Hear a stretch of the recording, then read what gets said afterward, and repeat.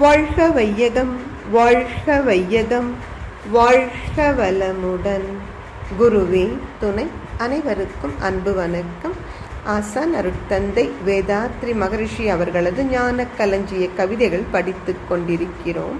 இன்று கவி எண் 230, பொது கழிப்பறைகளால் மக்களின் சுகாதாரம் என்பது தலைப்பு. பெரும் அளவில் இன்றுள்ள பொது கழிப்பறைகள் பராமரிப்பு சரியின்றி மக்களுக்கு தரும் அவதி காண்கின்றோம். தண்ணீர் இல்லை, தகுந்தபடி சுத்தம் செய்யப்படுவதில்லை. வருந்துகிறார் அங்கு வருவோர். இதற்கு வழி கண்டோம். மேற்பார்வை கடினமாக்க அரும்பணியாய் நிலையங்கள் பல இதற்கு அமைத்து தவச் செல்வர்களை வேண்டிக் கொண்டோம்.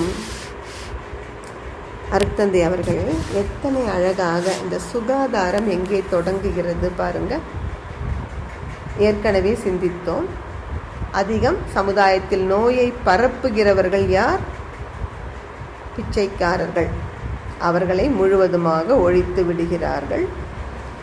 அதே போல ஆரோக்கியமாக இருக்க நல்ல உணவு தேவை. அதற்கு கைக்குத்தல் அரிசி திட்டம்.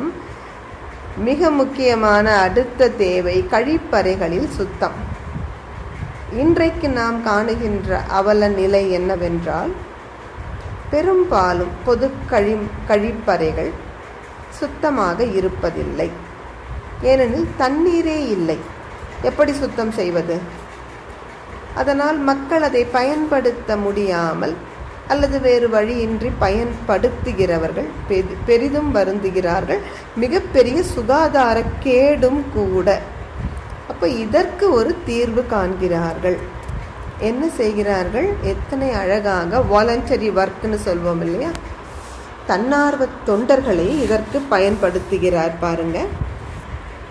ஆங்காங்கே தியானம் செய்கின்ற தவச் செல்வர்களை எல்லாம் அழைத்து, நீங்கள் தான் இந்த பொது கழிப்பறைகளை மேற்பார்வையிடும் பணியை நேர்த்தியாக செய்து தர வேண்டும் என்று வேண்டிக் கொண்டு, அவர்கள் மேற்பார்வையில் பல இடங்களில் தேவைக்கு ஏற்ப பொது கழிப்பறைகளை நிர்மாணித்து, இந்த பொது கழிப்பறைகளை தகுந்தபடி சுத்தமாக பராமரிக்க ஆன்மீகத்தில் ஈடுபட்டிருக்கும் தவச் செல்வர்களது ஒத்துழைப்பை எடுத்துக்கொண்டு சுகாதாரத்தை சீர் செய்கிறார்கள். நன்றி. வாழ்க வளமுடன்.